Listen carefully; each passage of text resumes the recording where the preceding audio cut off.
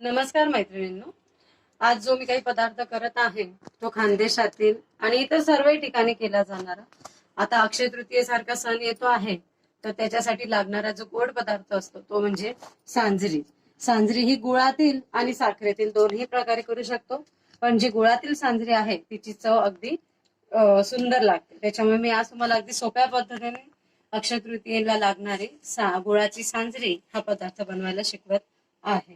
तर आता आपण पहिले बघूयात सांजरीचं प्रमाण कसे घ्यावे. 1 वाटी रवा घेतला तर अगदी एक वाटी संपूर्ण भरून आपल्याला गुळ घ्यायचा आहे. आता हे कसं ज्याच्याकडे जसं गोड लागणार आहे, ज्याला कोणाच्या घरी गोड आवडतं नाही आवडत त्याप्रमाणे तुम्ही गुळाचं प्रमाण कमी अधिक प्रमाणात करू शकता. पण शक्यतो 1 वाटी रवा जर घेतला तर 1 वाटी संपूर्ण भरून गुळ घ्यावा. ज्यांच्याकडे जास्त व्यक्ती आहेत तर 2 वाटी रवा घेतला तर तशाच पद्धतीने 2 वाटी गुळ घ्यावा, असं याचं प्रमाण आहे.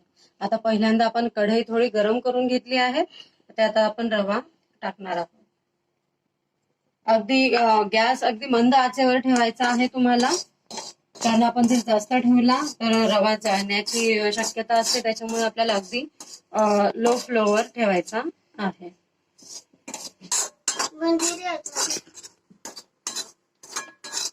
पहा मैत्रिणी, रवा या प्रकारे आपल्याला लालसर गुलाबी करायचा आहे आणि त्याचा अगदी सुंदर वासही येत आहे. अगदी छान लालसर गुलाबी झाला की आपल्याला रवा उतरवून घ्यायचा आहे.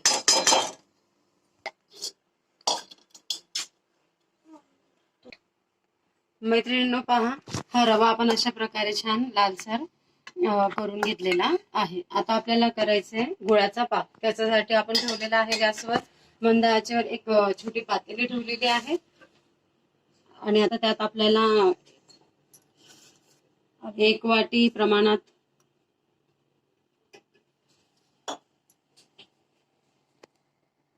इतक्या प्रमाणात आपल्याला यात थोडं पाणी टाकायचं आहे. अगदी भरपूर नाही, 1 छोटी वाटी पाणी घ्यायचं आहे आणि आता त्यात आपल्याला गुळ ऍड करायचा आहे, म्हणजे आपला पाक व्यवस्थितरित्या झालेला पाहिजे आपल्याला.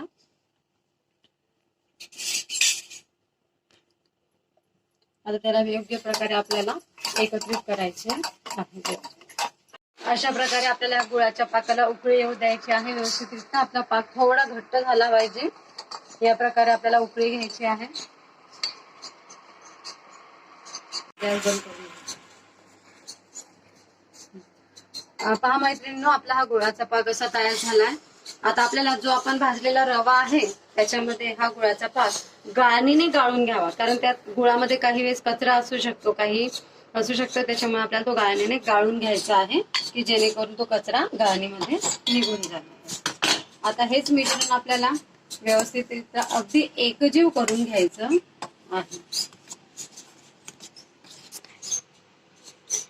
पहा मैत्रिणींनो, हा असा एकजीव करून घेतल्यानंतर हा रवा आपल्याला रात्रभर थंड करायला ठेवायचा आहे, कारण तो थंड झाल्यावरच दुसऱ्या दिवशी अगदी मोकळा भुरभुरीत असा होणार आहे, जे आपल्याला जेव्हा सांजरी लाटताना त्याचा उपयोग करता येईल.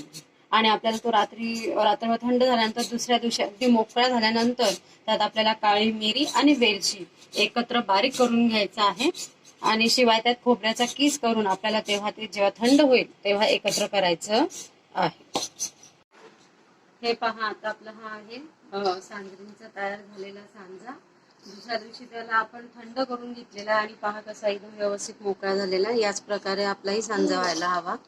आता त्याला काय करायचंय, दुसऱ्या दिवशी तुम्हाला त्याच्यामध्ये ही आहे काळी मिरी आणि वेलचीची केलेली बारीक पावडर आणि हा आहे खोबऱ्याचा किस बारीक केलेला. आता आपल्याला त्याच्यात व्यवस्थितरित्या हा खोबऱ्याचा किस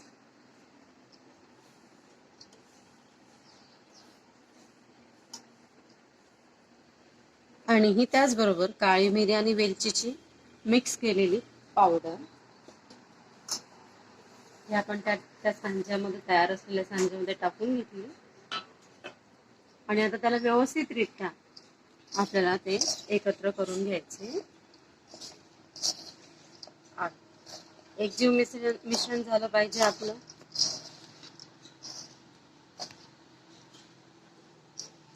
पहा, सांजा किती व्यवस्थितरित्या एकदम छान मोकळा झालेला आहे.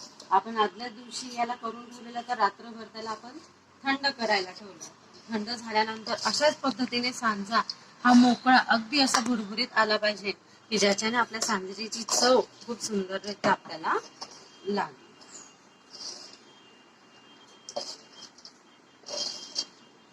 आता थोड्या वेळात आपण सांजरीचे मैदा आणि त्यात किती मोहन घालायचं याचं प्रमाण सांगून ते पीठ आपण किती वेळ भिजत ठेवायचं ते मी तुम्हाला दाखवते. आणि त्यानंतर आपण सांजरी लाटायला घेणार आहोत. आपल्याला त्यात जे मैद्यामध्ये आपण थोडासा रवाही ऍड करणार आहोत की ज्याने आपली जी सांजरी आहे ती अगदी खुसखुशीत येईल आणि खुसखुशीतही येईल आणि सुंदरही आपल्याला त्याची चवही लागेल, कुरकुरीतही येईल छानपैकी. ते आता आपण थोड्या वेळात सांजरी करायला घेऊया.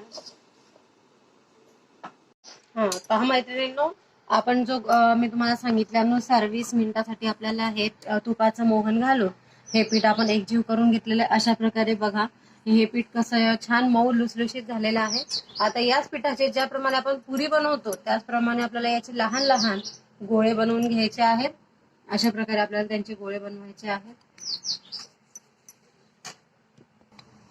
हे अशा प्रकारे आपण लहान लहान त्यांचे गोळे बनवून घेतलेले आहेत की आपला छान पुरी सारखा आकार येईल त्यांना.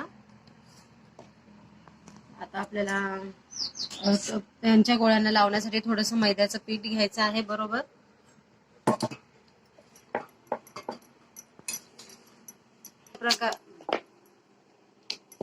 आता अशा प्रकारे आपल्याला हिला छान लाटून घ्यायची आहे.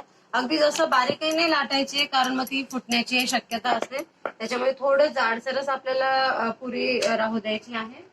असे आता आपल्याला एक पाता त्याला आता 2 पाते बनवून घ्यायचे आहेत.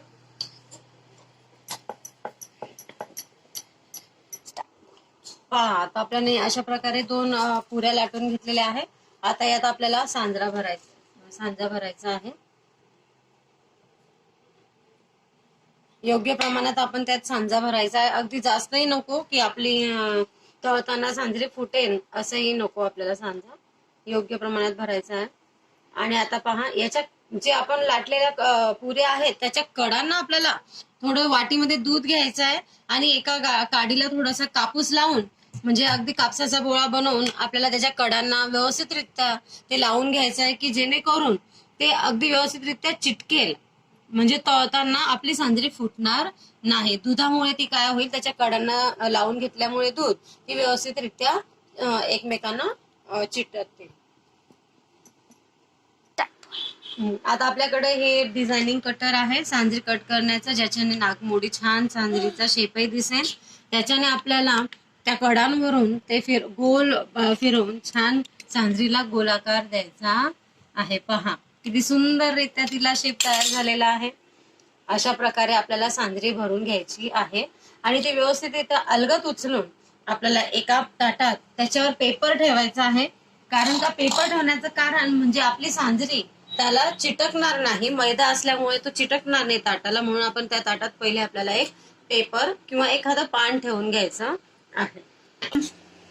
पहा अशा प्रकारे आपण ह्या सुंदर गोलाकार अशा लाटून घेतलेल्या आहे. हे आपल्याला माहिती आहे आपण कुठलंही कार्य सुरुवात करताना गणपतीची प्रार्थना करतो, त्याच्यामुळे पहिल्या मोदक गणपतीला. आता आपण ह्या सांजऱ्या तळण्यास सुरुवात करत आहोत. प्रथम कढईमध्ये तेल गरम करायला ठेवूयात. अगदी जास्तही तेल नाही गरम व्हायला हवं कारण आपली सांजरी जळून जाईल नाही तर. टाकलंय आपण पहिल्यांदा. आता मोदक टाकलेला आहे. श्री गणेशाचा आपला आवडता पदार्थ व्यवस्थित गुलाबी असं आपल्याला छान तळून घ्यायचे आहे. सुंदररित्या तळला जातो आहे. हे झालाय आपला मोदक तळून. आता आपण सांजरी तळायला घेत आहोत. आणि गाईच आपण जेव्हा कुठलाही पदार्थ तळून कढईतून बाहेर काढला तर पहिल्यांदा आपण त्याच्या खाली पेपर ठेवायला विसरू नका, कारण त्याचे जे ऑइल आहे ते ऑइल त्या पेपर मध्ये शोषलं जाईल. त्याच्यामुळे ते आपला पदार्थ ऑइलीही वाटणार नाही.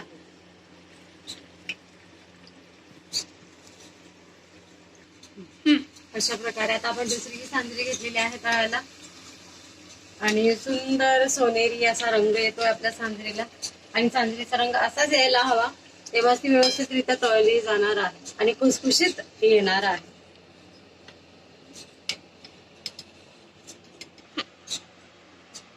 रेडी झाल्या आहेत आपल्या सुंदर अशा अक्षय तृतीयेनिमित्त लागणाऱ्या गुळाच्या सांजऱ्या. ह्या तुम्ही अवश्य ट्राय करा आणि अगदी सुंदर खुसखुशीत आपली सांजरी झालेली आहे. तर ह्या तुम्ही अवश्य ट्राय करा. आणि प्लीज मैत्रिणींनो, अशा सुंदर सुंदर रेसिपीज मी अजूनही तुम्हाला जे खानदेशात बनवल्या जातात त्या मी अजूनही या युट्यूबच्या न्यू चॅनलवर टाकणार आहे. तरी तुम्हाला जर माझा हा पदार्थ आवडला असेल तर तुम्ही माझ्या चॅनलला लाईक, शेअर आणि सबस्क्राईब करायला विसरू नका. अशाच प्रकारच्या सुंदर सुंदर खानदेशी रेसिपी मी तुम्हाला अजून प्रदर्शित करणार आहे. थँक्यू.